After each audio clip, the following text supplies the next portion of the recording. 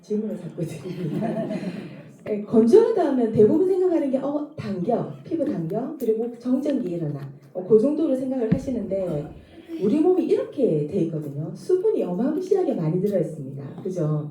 그래서 눈은 거의 95%가 수분이라고 합니다. 그래서 조금만 건조하면 눈이 뻑뻑하고 침침하고 따끔거리고 그렇죠. 두 번째로 많은 데가 어디죠? 혈액이에요. 혈액 94%. 그렇다면 겨울이 되면 심혈관계 질환이 많이 생기잖아요. 그 이유가 체온이 떨어지니까 내 몸이 혈액이 차워져서 내지는 잘 막혀서 이렇게 생각을 많이 하시고 그것도 이유 중에 하나인데 또 다른 이유가 하나가 뭐냐면 건조해지면서 피부에 내 수분이 날아가면서 수분이 적어지니까 내 몸에 자연적으로 혈액량도 적어지는 거예요. 예, 그러다 보니까 급작적으로 이렇게 심혈관계 질환도 많이 생기게 되는 거거든요. 예, 그 다음에 이제 여러 곳이 생기는데 폐 쪽에는 특히나 더 많이 이 습도가 중요한 역할을 합니다. 그리고 스킨, 피부에도 70%를 차지를 하는데 바깥으로 보이는 건 피부지만 안에 보이는 피부는 뭐죠? 대답을 해주세요. 점막이죠. 예, 점막 다 아시는 건데 그죠? 이 점막이 너무 중요하다는 걸 다들 알고 계실 겁니다. 자, 코점막, 입점막, 눈점막, 장점막 다 이게 점막이 너무 중요한데 이 점막의 특징은 따뜻하고 촉촉해야 돼요. 네, 촉촉해야 됩니다. 왜냐하면 코를 한번 예를 들어볼까요? 코는 어떤 기관이다? 숨을 쉬는 기관이다. 그러면 공기를 코로 넣어서 폐로 보내주는 역할을 하죠. 그런데 내 몸의 코가 너무 마르다. 옛날에 왜 미이라 보셨어요? 걔가 어떻게 죽죠? 모래가 확 돼서 죽잖아요. 그러면 예, 코에 만약에 습도가 제로다. 그러면 숨을 쉴 수가 없어요. 일단은. 예, 그렇습니다. 코가 그냥 공기만 들어가서 끝이 아니고 코가 하는 중요한 역할 중에 또 하나가 뭐냐면 체온을 조절하는 거예요. 예. 우리가 더워지면 땀을 흘리고 추워지면 이렇게 웅크리고 하는 이유가 코로 차은 공기를 들이마시면 뇌로 보내요. 지금 공기가 너무 차다. 내 몸이 떨어지고 있다. 이거 신호를 보내거든요. 그래서 코가 하는 역할 중에 큰 역할 중에 하나가 체온을 조절하는 것 중에 하나예요. 근데 이렇게 체온 조절하고 호흡하고 이게 원활하게 잘 되려고 하면 점막 조직이 굉장히 촉촉해야 되거든요. 예. 그래서 코점막이 만약에 드라이하다, 건조하고 차다 하면은 제일 먼저 달려드는 게 바이러스, 박테리아 이런 아이들인데 어떤 기작으로 바이러스와 박테리아 그리고 그 이물질을 걸러내는지 한번 보시겠습니다. 뾰족한 점액으로 덮여 있고 그 안에 작은 기도 아니에요. 기도가 있습니다. 점액은 숨을 들이마실 때 함께 들어온 이물질이 더 이상 폐 속으로 들어가지 않게 꽉 잡아주는 역할을 하는 거예요. 점액에 붙은 이물질은 점액과 섞여 가래가 되고 이를 성모가 이동시켜 몸 밖으로 배출하면서 기침이 발생하게 됩니다. 네. 그래서 코에 있는 점막이 따뜻해야 점액도 많이 나오게 되고 그 안에 있는 섬모 있죠. 섬모가 이렇게 뭉쳐져 있는 우리 아침에 딱 발견할 수 있는 코딱지 이런 아이들 그걸 밖으로 내보낼 수 있는 아이가 섬모가 유연해야 돼요. 이 섬모가 만약 건조하다 이러면 유연하지가 못하겠죠. 그래서 사실은 폐가 우리가 공기청정기가 제일 중요하다고 하는 이유 중에 하나가 한 번 들어가면 나오는 구멍이 없잖아요. 그래서 들어가지 못하도록 막아주는 게 굉장히 중요한데 그 중에 역할을 하는 게 섬모 조직도 그 역할을 해요. 그래서 점액 조직이 바이러스, 박테리아, 그 다음에 나쁜 오물질 이런 걸 딱 잡아준다면 거기서 머물러 있으면 안 되겠죠. 섬모 조직이 유연하게 밑 밖으로 밀어내서 밖으로 빼내주는 역할을 하는 거거든요. 그래서 코 안쪽에 호흡기계 쪽에 굉장히 수분은 중요하다. 이 말씀을 좀 드리고 싶고 자, 당신이 잠든 사이에 우리 몸은 어떤 일들이 벌어질까요? 가지고 갑니다요. 그리고 수분을 막 뺏어 가는데 호흡기, 눈, 피부 전부 다 건조해지고 그다음에 수면의 질이 저하가 됩니다. 제가 아까 코로 숨을 쉰다고 했잖아요. 숨을 쉬면서 많은 역할들을 하게 되는데 코가 드라이해지면 자연적으로 입이 벌어지게 돼 있어요. 예, 그러면서 입으로 호흡을 하면서 자게 되는 거죠. 아이들이 또 우리들이. 그래서 이게 수면의 질을 굉장히 떨어뜨리게 됩니다. 그리고 면역력 저하. 바이러스 박테리아가 쉽게 들어오니까 당연한 거겠죠. 이거는. 자, 이렇게 해서 잠든 사이에 깨어 있을 때는 좀 추우면 내가 옷을 더 입으면 되고, 좀 추우면 난방을 더 하면 되고, 예, 좀 건조하다 싶으면 좀 가습기를 하면 되는데, 잠이 든 시간에는 제가 어떻게 조절을 할 수가 없잖아요. 그래서 저는 가습기는 그래서 밤에는 꼭 필요하지 않나 이런 생각이 듭니다. 가을 겨울에는. 자, 그래서 이런 많은 역할들이 밤에 일어나는데 아이들 한번 볼까요? 아이들은 이 사진이 굉장히 유명하더라고요. 보니까 아이들은 만약에 호흡을 하지 않고 입으로 계속 호흡을 한다. 이러면 아데노이드형 얼굴이라서 이 턱이 길어지고 입이 이렇게 하관이 내려오는 그런 얼굴을 가지게 된다고 해요. 둘이는 쌍둥이거든요. 쌍둥이인데 한 명은 호흡을 하고 한 명은 입 호흡을 해서 전혀 다른 사람으로 돼 있죠. 그래서 코로 호흡을 잘 해야지만 뇌로도 산소가 가고 폐로도 산소가 가고 다 가게 돼 있거든요. 그래서 집중력도 저하되고 뇌 발달도 장애가 생길 수 있고 키 성장도 저해가 돼요. 키는 왜? 잠을 잘 못 자면 성장 호르몬이 많이 나오지 않기 때문에 키 성장도 저하가 되는 거죠. 그래서 단순히 건조하다는 거는 내 피부가 조금 건조하겠지 이게 끝인 줄 알았는데 밤에 자면서 진짜 이 수분으로 인해서 많은 일들이 일어나고 있다는 거를 좀 인지를 해주셨으면 좋겠어요. 그래서 주로 가습기는 누가 씁니까? 아기들, 아기들. 저희는 시부모님하고 같이 살거든요. 시어머니, 시아버지 방에는 반드시 가습기가 있어야 되는데 왜 또 안 썼냐면 왜 안 썼죠? 너무 그 본사 직원분이 하신 말씀 중에 굉장히 공감되는 것 중에 하나가 쓰면서도 걱정을 하면서 쓰는 제품이다 이 얘기를 하시더라고요. 그 정도로 안심하게 쓰고 싶은 가습기가 필요로 한 거죠. 자, 근데 이거는 뭐 정리를 한 건데 40에서 60%일 때 가장 바이러스가 억제가 되고 건강할 수 있는 그런 구간이라 하거든요. 습도가 제가 우리 방에 지금 제 방에 옵티미스트가 또 있는데 딱 누르니까 바로 60% 이렇게 딱 돼 있더라고요. 아직까지는 난방을 많이 하지 않아서 그 정도인 것 같아요.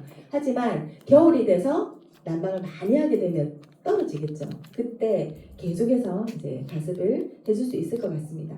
그래서 습도는 단순히 피부 아까 말씀드린 것처럼 그런 것뿐만 아니라 호흡기 건강, 피부 모발, 수면, 정전기 집중력, 감염, 그 다음에 생활 환경에도 굉장히 많은 역할들을 한다고 볼 수 있습니다.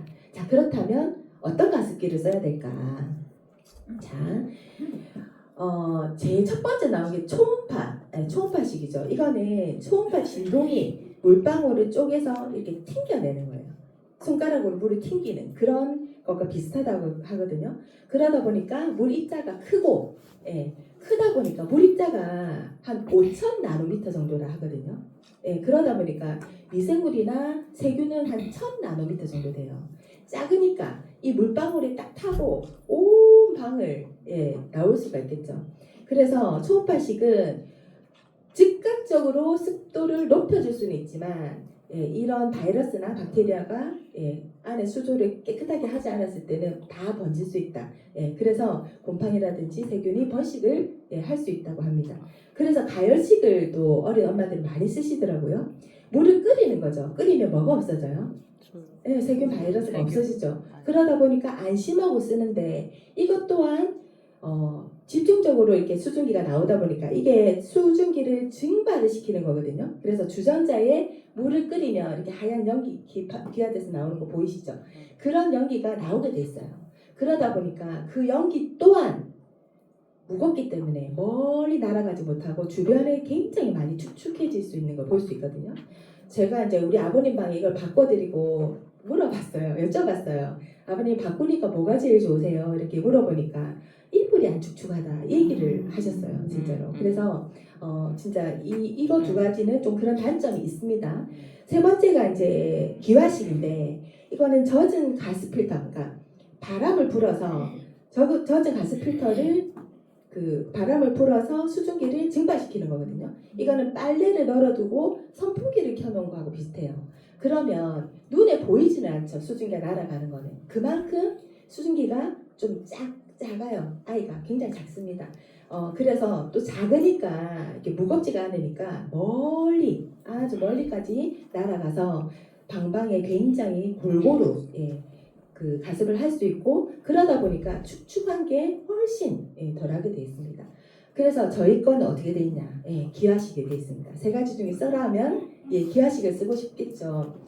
그래서 저희 수분 필터를 아이가 거의 그 옷처럼 되어 있거든요. 거기다가 수분을 머금어서 위에 그 필터가 그 뭐죠? 팬이 거의 이제 선풍기 역할을 한다고 보시면 됩니다. 그래서 기화를 시켜서 온방에 만들어내는 겁니다. 두 가지만 기억하시면 돼요. 옵티미스트는 아까 제가 말씀드렸죠. 가습기를 쓰는 건 너무 좋은데 이게 바이러스를 막 이렇게 퍼뜨리니까 너무 안심이 되지 않아서 맨날 걱정을 했잖아요. 그래서 저희가 뭘 넣었죠? 가습기 살균제를 넣고 그걸로 인한 피해들이 굉장히 많았었잖아요. 그러다 보니까 저희 옵티미스트는 듀얼 안심 가습이에요. 듀얼 안심. 두 가지가 있다는 거죠. 그 첫 번째가 지금 아까 세균이는 거의 1000나노미터인데 저희는 미세분자가 0.2 나노미터. 거의 뭐 비교도 되지 않을 만큼 작아요. 그러다 보니까 세균이 여기에 올라탈 수가 없겠죠. 그래서 세균 걱정 없이 쓸 수 있다. 이거를 저희 그 보호자팀에서 이렇게 실험을 하셨더라고요. 수증기가 나오면 일단 저희게 티슈거든요. 티슈가 젖게 돼 있다. 하지만 저희는 아주 작은 입자이기 때문에 티슈가 젖지 않는다. 그 다음에 먹물 입자도 굉장히 크죠. 너무 그때 저희 입자가 작기 때문에 먹물도 탈 수가 없다. 그래서 아무런 표시가 없죠. 이런 식으로 굉장히 안심을 할 수 있고 두 번째로 안심 가습은 265 나노미터의 UVC LED 램프가 들어가 있습니다. 지금 빛이 보이는 게 보이시죠? 이게 뚜껑에 보시면 그 안쪽에 양쪽으로 들어있어요. 양쪽으로 들어가 있어가지고 필터뿐만 아니라 팬, 그 밑에 수조까지 싹 다 이렇게 다 그 살균을 시키거든요. 99.99% 다 살균을 시키고 있습니다. 그래서 너무 안심하고 쓸 수 있다는 거죠. 진짜 안심을 더한 제품이 옵티미스트 것 같습니다. 자, 이렇게 그러니까 구조가 돼 있어요. 수조가 돼 있고 팬이 돼 있고 워셔블 필터 이렇게 돼 있거든요. 수조는 저 안에 보시면 눈금이 이렇게 되어 있어요. 그래서 얼마 정도 내가 물을 넣었다는 걸 볼 수 있거든요. 볼 수 있고 만약에 저 안에 물때가 끼었다 하면은 저희 DC 드랍스로 깨끗하게 씻어내시면 됩니다. 세척이 굉장히 용이해요. 두 번째 팬은 분리가 다 되거든요. 저희 여름 때 한참 선풍기 쓰고 난 다음에 어떻게 하죠? 분리해서 청소하죠. 똑같은 거예요. 얘도 계속 돌아가니까 딱 분리해서 세척을 하시면 돼요. 아주 미지근한 물에 디스드랍스 풀어서 거기서 이제 안에 넣어서 헹궈내시면 되거든요. 세 번째 워셔블 필터인데 얘가 제법 두툼하거든요. 폭신폭신해요. 이게 옷 역할을 한다 했잖아요. 옷. 아까 그래서 여기다가 물을 갖다가 머금은 다음에 필터를 넣고 그 다음에 수조에 물을 채우셔야 됩니다. 그렇지 않고 이 마른 상태의 필터를 그대로 넣고 물을 부으시면 떠올라요. 얘가 떠오르게 됩니다. 그래서 얘를 먼저 적셔준다. 그 다음에 이 아이는 거의 뭐 아침에 저기 수조 비우실 때 흐르는 물에 조물조물해서 씻어내시면 되는데 2-3일에 한 번씩 그냥 구연산하고 베킹소다에다가 한 10분 정도 넣어두고 꺼내서 조물조물 하시면 되거든요. 그것도 다 귀찮다. 그러시면 세탁기에 그냥 넣으셔가지고 세탁을 하셔도 돼요. 대신에 여기는 세제는 절대 쓰시면 안 됩니다. 제일 많이 물어보시는 것 중에 하나가 여기다가 우리 그냥 세탁세제 쓰면 안 돼요? 디스드랍스 쓰면 안 돼요? 안 됩니다. 왜냐하면 거품이 계속 나오게 됩니다. 그런 경험을 하시게 될 건데 그러면 어떻게 되죠? 그 거품이 든 그거를 또 우리가 이렇게 마시게 되잖아요. 그래서 절대로 세제는 쓰지 마라 이렇게 말씀을 하셨습니다. 자, 특장점을 6가지로 제가 정리가 돼 있더라고요. 최적의 습도, 자동 습도 조절, 오토 기능이 있어요. 저는 이렇게 하고 잡니다. 오토로 해놓고 자면 10초마다 한 번씩 습도를 감지를 해요. 1분마다 아니고 10분마다 아니고 그러다 보니까 10초마다 계속해서 하다 보니까 굉장히 그 습도를 제가 해놓은 그대로 유지를 할 수 있게 만들거든요. 그 다음에 최고의 그 단이 3단이에요. 3단을 기준으로 했을 때 10W 거의 한 달 내도록 틀어서 써도 2,000원이 채 나오지 않는 그 정도의 소비 전력을 가지고 있거든요. 자, 그 다음에 아이들이 있는 집에 아까 많이 쓴다 했잖아요. 근데 아이들이 있는 집에는 대부분 진짜 한눈을 팔 수가 없잖아요.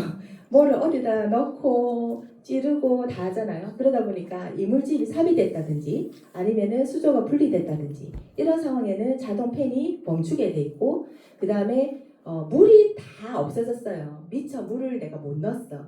그러면 자동적으로 1시간 정도 얘가 자동적으로 팬만 돌아갑니다. 그러면서 송풍 모드를 하는 거죠. 저희가 여름에 그 에어컨 차에서 에어컨을 틀고 꼭 뭘 해야 되죠? 송풍 모드 해야 되죠. 왜요? 말해야 되니까. 곰팡이나 바이러스 이런 게 안 생기게 하기 위해서 송풍 모드를 반드시 좀 하고 난 뒤에 에어컨을 꺼야 된다고 하거든요. 그거와 똑같은 원리라고 보시면 되고 굉장히 밤에 자는데 거슬린다. 이게 팬이 돌기 때문에 어쩔 수 없이 바람은 나오게 돼 있어요. 위에 딱 이렇게 만져보시면 바람은 나오거든요. 아 이게 수증기가 안 나오니까 작동이 되는지 안 되는지 모르겠다 할 때 위에다 손을 딱 얹어보시면 바람이 막 돌고 있습니다. 대신에 취침 모드일 때는 23dB 굉장히 소리가 작고 대신에 소리만 작다 하면 안 되겠죠. 고효율의 모터를 사용해서 굉장히 효율을 올려놨습니다. 그래서 모터가 소리는 잘 나지 않지만 굉장히 효과는 좋은 거죠. 그렇습니다. 자, Q&A 2개만 이제 풀고 마치려고 하는데요. 이런 질문들을 굉장히 많이 합니다. 정수기에 가습기에 수돗물을 넣어야 될까요? 아니면 가습기 물을 넣어야 될까요? 정수기 물을 넣어야 될까요? 수돗물. 수돗물? 수돗물.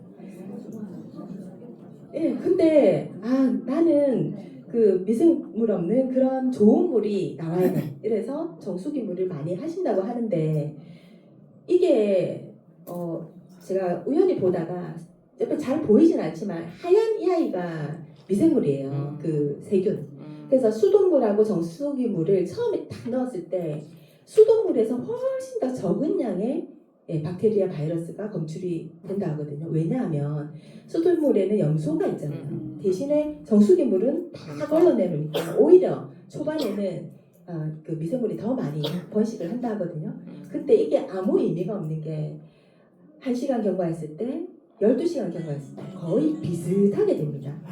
그래서 아무 그게 없다고 합니다. 그래서 두 개를 굳이 쓴다 하면 수돗물을 꼭 정수기 물을 써야 되나요? 하시는 분들한테 수돗물을 써도 된다. 이 말씀을 드리고 싶고 저희는 이 LED가 있죠. UVC가 있기 때문에 아무 걱정 없이 쓰실 수 있다. 이런 말씀 좀 드리고 싶습니다. 두 번째는 침대가 있는데 공기청정기하고 가습기를 같이 써도 되나요? 이런 질문도 많이 합니다.